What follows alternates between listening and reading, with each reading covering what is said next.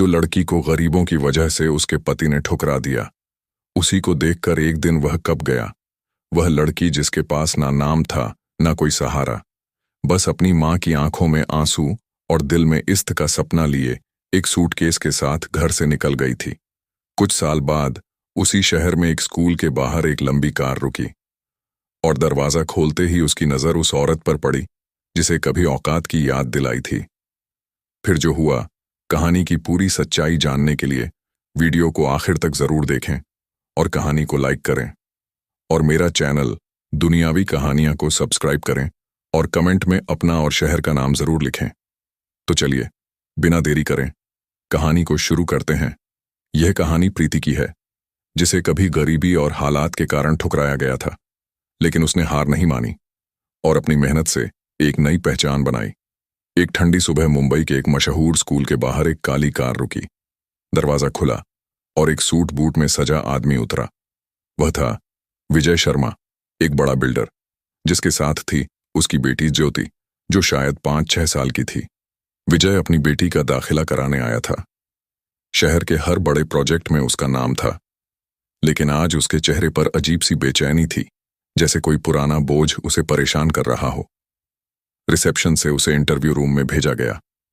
वह थोड़ा झिझका, लेकिन जैसे ही दरवाजा खुला और उसने सामने बैठी प्रिंसिपल को देखा, उसकी सांसें थम गईं। वह थी प्रीति वर्मा, वही चेहरा, वही आंखें, जिन्हें विजय ने सालों पहले छोड़ दिया था। प्रीति शांत थी, उसकी आंखों में न शिकायत थी न गुस्सा, बस एक ठहराव जो विजय के दिल को चीर गया।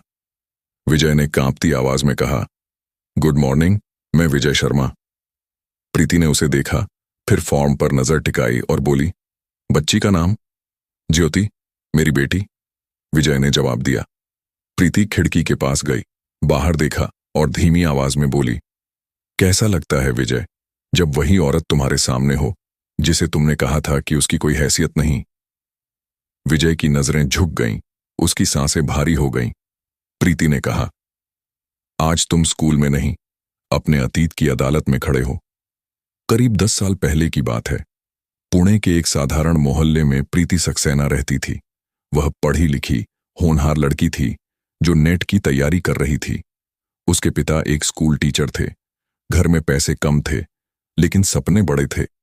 तभी विजय शर्मा का रिश्ता आया, एक अमीर बिल्डर का। वह बातों में चतुर था और कहा गया कि उसे दहेज नहीं चाहिए, बस लड़की समझदार हो। प्रीति के माता पिता को लगा कि उनकी बेटी का भविष्य बन गया। शादी धूमधाम से हुई। प्रीति को उम्मीद थी कि यह रिश्ता प्यार और सम्मान का होगा, लेकिन शादी के बाद सब बदल गया। विजय की माँ और बहन रोज ताने मारती, गरीब घर की लड़की हमारे खानदान में नहीं जमती। प्रीति चुपचाप सहती रही, सोचती थी कि शायद समय सब ठीक कर देगा, लेकिन हालात बदतर होते गए। जब उसने विजय से शिकायत की तो उसने हंसकर कहा, हमारी मेहरबानी से तू इस घर में है, ज्यादा उड़ मत। ये शब्द प्रीति के दिल में चुभ गए। फिर भी वह चुप रही, क्योंकि उसे सिखाया गया था कि औरत को सहना पड़ता है। 3 महीने बाद प्रीति को पता चला कि वह मां बनने वाली है। उसे लगा कि शायद अब सब बदल जाएगा, लेकिन जब उसने विजय को बताया तो उसने गुस्से में कहा, इसे गिरा दो, मैं दवा लाता हूं। उस दिन प्रीति टूट गई। उसी रात उसने विजय के फोन में किसी दूसरी औरत की तस्वीरें देखीं। उसका गुस्सा फट पड़ा। वह चिल्लाई, मैं सब सह लूंगी, लेकिन धोखा नहीं। जवाब में विजय ने उस पर हाथ उठाया। प्रीति रोई, लेकिन डर से नहीं, अपने अंदर की चीख से। उसने फैसला किया कि अब वह अपने बच्चे और खुद को बचाएगी। अगली सुबह वह थाने पहुंची, चेहरे पर चोट के निशान लिए, लेकिन आंखों में हिम्मत। उसने घरेलू हिंसा और मानसिक प्रताड़ना का केस दर्ज कराया। फिर वह अपने मायके लौट गई। माँ बाप घबरा गए। माँ ने कहा, बेटी थोड़ा और सह लेती, तलाकशुदा औरत को समाज स्वीकार नहीं करता। लेकिन प्रीति ने कहा, माँ, अगर मैं वहां रुकती तो मर जाती। अब यह बच्चा मेरी ताकत है। कुछ महीनों बाद प्रीति ने एक बेटी को जन्म दिया, जिसका नाम रखा अनन्या। उसकी मासूम आंखों में प्रीति को नई उम्मीद दिखी। उसने अनन्या को गले लगाकर कहा, तू मेरी जीने की वजह है। लेकिन समाज के ताने नहीं रुके। लोग कहते, बिना पति की औरत इस बच्ची का बोझ कैसे उठाएगी। माँ ने भी सलाह दी, बेटी, अनन्या को हमें दे दे, तू दूसरी शादी कर ले। प्रीति ने जवाब दिया, माँ, अगर मैंने दूसरी शादी की और अनन्या किसी गलत इंसान के हाथ लगी, तो क्या मैं उसे वही दर्द नहीं दूंगी जो मुझे मिला? उसी रात उसने अपनी दोस्त नेहा को फोन किया, जो मुंबई में एक स्कूल में पढ़ाती थी। प्रीति ने कहा, मुझे नौकरी चाहिए, मैं फिर से खड़ी होना चाहती हूं। नेहा ने कहा, आजा, तुझे काम मिल जाएगा। अगली सुबह प्रीति अनन्या को लेकर मुंबई चली गई। शुरुआत मुश्किल थी। छोटा सा किराए का कमरा, कम तनख्वाह, लेकिन आत्मसम्मान सबसे बड़ा था। वह दिन में अनन्या को माँ के पास छोड़ती और स्कूल में पढ़ाने जाती। रात को पढ़ाई करती, क्योंकि उसने कभी हार नहीं मानी। 3 साल बाद प्रीति मुंबई के एक बड़े स्कूल में टीचर बन गई। उसने एक छोटा फ्लैट लिया, माँ और बहन को अपने पास बुला लिया। अब यही उसका घर था। शाम को जब वह थक कर लौटती, तो अनन्या की मुस्कान उसकी सारी थकान मिटा देती। प्रीति अब सिर्फ माँ नहीं, अनन्या की पूरी दुनिया थी। स्कूल में बच्चे उसे प्रीति मैम कहते, सम्मान से देखते, उसकी सलाह सुनी जाती। जब पुरानी प्रिंसिपल रिटायर हुई, तो सबने प्रीति का नाम लिया। वह उस स्कूल की प्रिंसिपल बन गई जिसे कभी विजय ने औकात बताई थी। एक दिन एडमिशन के समय विजय अपनी बेटी ज्योति के साथ स्कूल आया। उसका चेहरा थका हुआ था, बालों में सफेदी और आंखों में पछतावा। रिसेप्शन पर उसने कहा, मैं अपनी बेटी का दाखिला करवाना चाहता हूं। स्टाफ ने उसे इंटरव्यू रूम में भेजा। दरवाजा खुलते ही विजय प्रीति को देखकर रुक गया। उसकी नजरें झुक गईं। उसने कहा, नमस्ते मैम, मैं विजय शर्मा, यह मेरी बेटी ज्योति। प्रीति ने शांत स्वर में पूछा, मां का नाम? विजय ने हिचकते हुए कहा, दूसरी शादी की थी, अब साथ नहीं है। प्रीति खिड़की की ओर मुड़ी और बोली, कभी सोचा था विजय कि जिसे तुमने ठुकराया वह एक दिन इतनी ऊंचाई पर होगी कि तुम उसकी आंखों में नहीं देख पाओगे? विजय की आंखें नम हो गईं। उसने कहा, मैंने बड़ी गलती की प्रीति, क्या तुमने दूसरी शादी की? प्रीति ने जवाब दिया, नहीं, क्योंकि मैंने किसी को अपनी बेटी की जिंदगी में आने लायक नहीं समझा। जिस दिन तुमने मुझ पर हाथ उठाया, मैं मां बनने वाली थी।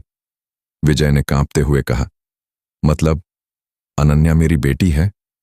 प्रीति ने सख्ती से कहा, वह सिर्फ मेरी बेटी है। तुमने उसे जन्म से पहले ठुकरा दिया, अब तुम उसके प्यार के हकदार नहीं। तभी प्रीति का फोन बजा। स्क्रीन पर अनन्या का नाम था। उसने मुस्कुराकर फोन उठाया। हाँ बेटा, मम्मा आ रही हैं। विजय ने हाथ जोड़कर कहा, बस एक बार अनन्या से मिलवा दो, मैं माफी मांगना चाहता हूं। प्रीति ने कहा, मैंने तुम्हें माफ कर दिया, लेकिन तुम्हारा मेरी बेटी से कोई रिश्ता नहीं। उसने स्टाफ को बुलाया और विजय को बाहर भेज दिया। विजय सिर्फ स्कूल से नहीं, अनन्या की दुनिया से भी बाहर हो गया। बाद में एक नया अभिभावक राकेश मेहता स्कूल में आया। वह शालीन और आत्मविश्वासी था। वह अक्सर प्रीति से मिलता, कभी अपनी बेटी के रिपोर्ट कार्ड के बहाने, कभी स्कूल के सुझावों के लिए। एक दिन उसने कहा, प्रीति जी, आपसे एक निजी बात करनी है, एक कप कॉफी? प्रीति ने दूरी बनाते हुए कहा, आप यहीं बात कर सकते हैं। राकेश ने कहा, आपके अकेले सब संभालने की हिम्मत प्रेरणादायक है। अगर आपको कभी साथ चाहिए तो मैं हूं। प्रीति ने जवाब दिया, मेरी एक बेटी है और एक तलाकशुदा अतीत। क्या आप इसके लिए तैयार हैं? राकेश ने कहा, मैं सब जानता हूं। लेकिन कुछ दिन बाद उसने फिर कॉफी के लिए कहा। प्रीति ने साफ कहा, राकेश जी, अगर आप रिश्ता चाहते हैं तो सीधे बात करें, वरना रास्ता अलग करें। राकेश ने तंज कसा, तुम जैसी औरतें हमेशा नखरे करती हैं। प्रीति ने फोन काट दिया। उस रात उसने खुद से कहा, अब मैं किसी को अपनी दुनिया में नहीं घुसने दूंगी। इसके बाद प्रीति ने अपना जीवन और मजबूत किया। उसने एक एनजीओ शुरू किया, नई शुरुआत, जहां वह तलाकशुदा और पीड़ित महिलाओं को सिलाई, कंप्यूटर और आत्मविश्वास सिखाती। उसकी कहानी अखबारों में छपी, टीवी पर चर्चा हुई। वह अब कई औरतों की प्रेरणा थी। एक दिन अनन्या ने कहा, मम्मा, मेरी दोस्त की मम्मी पापा रोज लड़ते हैं, क्या वह हमसे मिल सकती है? प्रीति ने उसे गले लगाकर कहा, बिल्कुल, और सिर्फ वह नहीं, हर बच्ची जिसे लगता है कि उसका कोई नहीं, मेरे पास आ सकती है। समय बीता। अनन्या 10 साल की हो गई। एक सेमिनार में प्रीति को मुख्य अतिथि बनाया गया। उसने कहा, मैं सिर्फ एक औरत हूं जिसने अकेले बेटी पाली, समाज के ताने सहे और अपने डर को ताकत बनाया। एक पत्रकार ने पूछा, आपने दूसरी शादी क्यों नहीं की? प्रीति ने जवाब दिया, मैंने अकेले रहना चुना क्योंकि मैं नहीं चाहती थी कि मेरी बेटी किसी गलत रिश्ते की सजा भुगते। उस रात अनन्या ने कहा, मम्मा, मैंने स्कूल में कहा कि मेरा आइडियल मेरी माँ है। प्रीति की आंखें नम हो गईं। उसने अनन्या से कहा, तुम मुझसे भी बेहतर बनोगी क्योंकि तुम्हें मेरी तरह अकेले नहीं लड़ना पड़ेगा। प्रीति अब सिर्फ एक माँ नहीं, एक मिसाल थी। उसकी पहचान अब किसी पुरुष से नहीं, उसकी हिम्मत और मेहनत से थी। प्रीति की जिंदगी अब एक मिसाल बन चुकी थी, लेकिन उसकी कहानी यहीं खत्म नहीं हुई। अनन्या की मुस्कान और उसकी अपनी हिम्मत ने उसे एक ऐसी ताकत दी थी जो न तो समाज के ताने तोड़ सकते थे, न ही अतीत की परछाइयां। एक रात जब प्रीति अपनी छत पर खड़ी थी, हवा में उसके बाल उड़ रहे थे और उसका मन एक नई उड़ान की ओर बढ़ रहा था। उसने सोचा कि अब वह सिर्फ अपनी बेटी के लिए नहीं, बल्कि उन तमाम औरतों के लिए कुछ करना चाहती है जो अपने दर्द में अकेले दब रही थीं।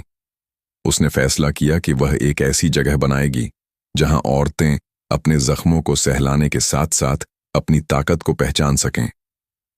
अगली सुबह उसने अपनी पुरानी सहेली नेहा को फोन किया और कहा, मुझे कुछ बड़ा करना है, एक ऐसी जगह जहां औरतें सिर्फ सीखें नहीं बल्कि अपने सपनों को फिर से जीं। नेहा ने उत्साह से कहा, प्रीति, तू जो ठान ले वो हो जाता है। बताओ क्या चाहिए? प्रीति ने एक छोटा सा कमरा किराए पर लिया जहां वह हर रविवार को औरतों को बुलाने लगी। ये कोई स्कूल या सिलाई केंद्र नहीं था, बल्कि एक सुरक्षित ठिकाना था जहां औरतें अपनी कहानियां साझा करतीं, एक दूसरे को हौसला देतीं। धीरे धीरे यह जगह आत्मा की आवाज के नाम से जानी जाने लगी।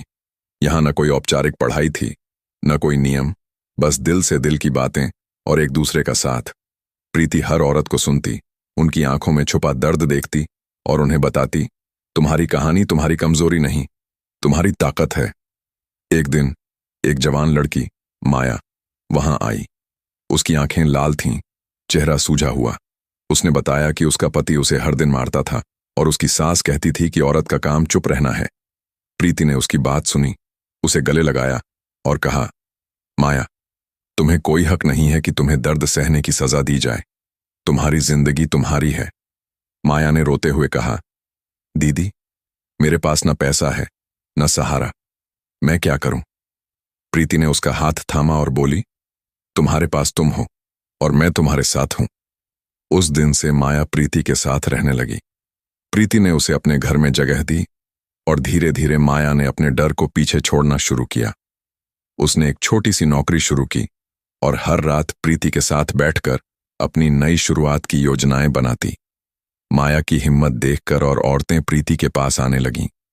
कोई अपने पति के धोखे से टूटी थी तो कोई परिवार के तानों से थक चुकी थी। प्रीति हर एक को वही बात कहती, तुम्हारा अतीत तुम्हें परिभाषित नहीं करता, तुम्हारी हिम्मत करती है। एक दिन अनन्या, जो अब स्कूल में अपनी पढ़ाई में तेज थी, अपनी माँ से बोली, मम्मा, आप इतनी सारी औरतों की मदद क्यों करती हैं? क्या आप थकती नहीं? प्रीति ने उसकी आंखों में देखकर कहा, बेटा, जब मैं तुम्हें अपनी गोद में लेकर मुंबई आई थी तब मेरे पास कुछ नहीं था सिवाय तुम्हारे और मेरी हिम्मत के।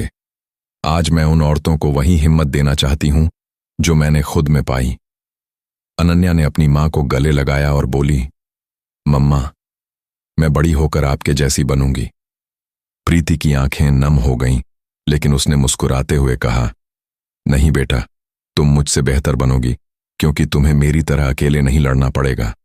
समय बीता और आत्मा की आवाज अब सिर्फ एक जगह नहीं बल्कि एक आंदोलन बन गया। शहर में इसकी चर्चा होने लगी। औरतें अब न सिर्फ अपने दर्द साझा करती थीं बल्कि एक दूसरे को नई राह दिखाती थीं।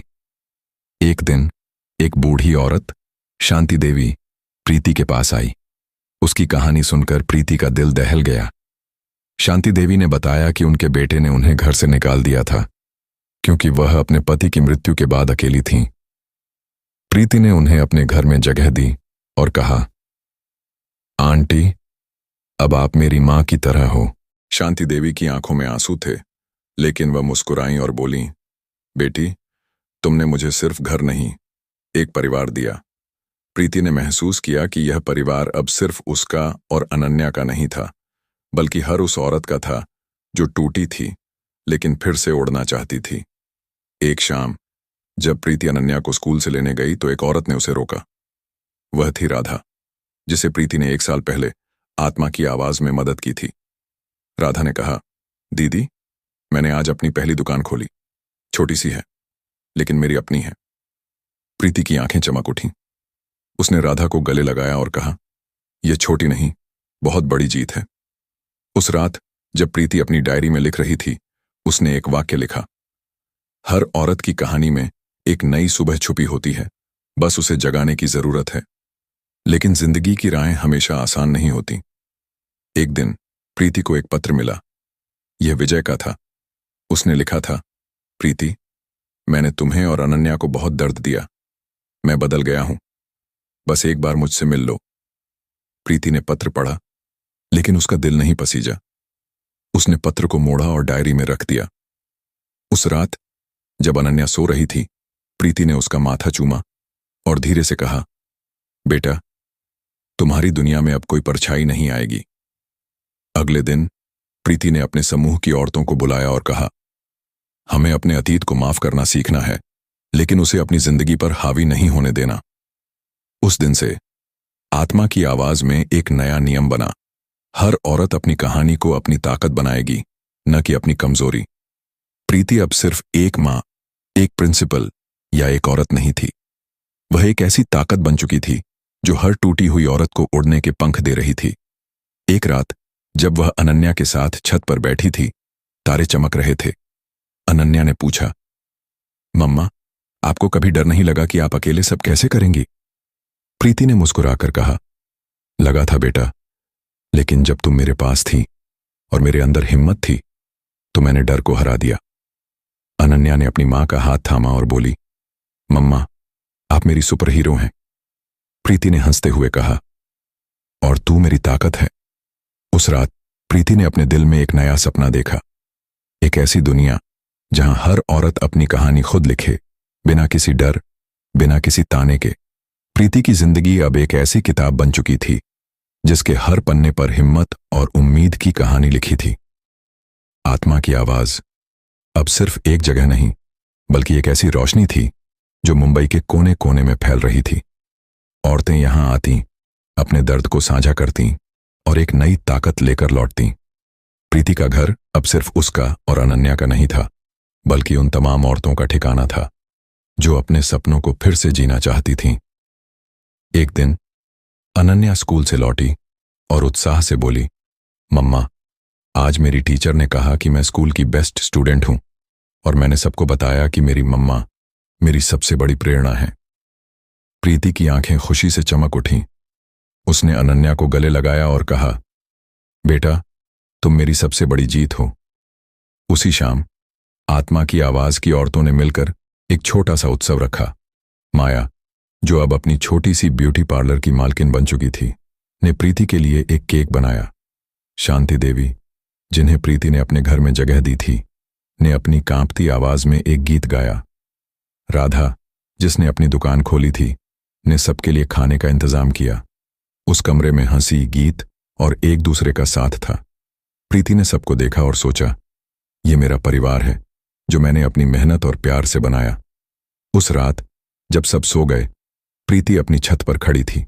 तारे चमक रहे थे और हवा में एक सुकून था। उसने अपनी डायरी खोली और लिखा, जिंदगी ने मुझे बहुत कुछ सिखाया, दर्द, ताने और अकेलापन, लेकिन इसने मुझे यह भी सिखाया कि प्यार और हिम्मत से हर अंधेरे को रोशनी में बदला जा सकता है। अगले दिन अनन्या ने अपनी मां से कहा, मम्मा, मैं बड्डी होकर एक डॉक्टर बनूंगी ताकि मैं उन औरतों की मदद कर सकूं जो बीमार हैं और जिनका कोई नहीं। प्रीति ने उसका माथा चूमा और बोली, बेटा, तुम जो भी बनो, तुम हमेशा दूसरों के लिए रोशनी बनना। समय बीता और प्रीति की कहानी अब सिर्फ उसकी नहीं रही। आत्मा की आवाज की बदौलत सैकड़ों औरतों ने अपने सपने पूरे किए। कोई अपनी दुकान चला रही थी, कोई नौकरी कर रही थी, तो कोई अपने बच्चों को गर्व से पाल रही थी। प्रीति अब एक प्रिंसिपल, एक माँ और एक प्रेरणा से कहीं ज्यादा थी। वह एक ऐसी लौ थी जो कभी नहीं बुझती। एक दिन शहर के एक बड़े आयोजन में प्रीति को सम्मानित किया गया। मंच पर खड़े होकर उसने कहा, मैंने कभी नहीं सोचा था कि मेरी कहानी इतनी दूर तक जाएगी, लेकिन आज मैं यहाँ इसलिए हूँ क्योंकि मैंने अपने डर को हराया और अपनी बेटी को एक ऐसी दुनिया दी जहां वह बिना डर के सपने देख सकती है। हॉल तालियों से गूंज उठा। उस रात जब प्रीति और अनन्या घर लौटी, अनन्या ने अपनी मां का हाथ थामा और बोली, मम्मा, आपने मुझे सिखाया कि औरत की ताकत उसकी हिम्मत में होती है। मैं हमेशा आपके जैसी बनना चाहूंगी। प्रीति ने मुस्कुराकर कहा, नहीं बेटा, तुम मेरे से भी बड्ढी बनोगी, क्योंकि तुम्हारी मां ने तुम्हें पंख दिए हैं और तुम्हें आसमान छूना है। उस रात छत पर खड़े होकर प्रीति ने तारों को देखा। उसका दिल सुकून से भरा था। वह जानती थी कि उसने न सिर्फ अपनी जिंदगी जीती, बल्कि अनगिनत औरतों को जीना सिखाया। उसकी कहानी अब खत्म नहीं थी, बल्कि हर उस औरत की जीत में जीवित थी जो अपने सपनों को हकीकत में बदल रही थी। प्रीति की जिंदगी अब एक खुशहाल गीत थी, जिसमें हर सुर उम्मीद का था और हर लय प्यार की। इस कहानी की सबसे बड़ी सीख यह है कि एक औरत की ताकत उसकी हिम्मत, आत्मसम्मान और अपने सपनों पर विश्वास में होती है, न कि समाज के तानों, अतीत के दर्द या किसी पुरुष के सहारे में। प्रीति ने अपने दुखों को अपनी कमजोरी नहीं, बल्कि अपनी ताकत बनाया और न सिर्फ अपनी बेटी अनन्या के लिए एक मिसाल बनी, बल्कि अनगिनत औरतों को यह सिखाया कि वे अपने दम पर हर मुश्किल को हरा सकती हैं। यह कहानी हमें बताती है कि जिंदगी की हर ठोकर को एक नई शुरुआत में बदला जा सकता है, बशर्ते आप खुद पर भरोसा करें और अपने लिए खड़े होने की हिम्मत रखें।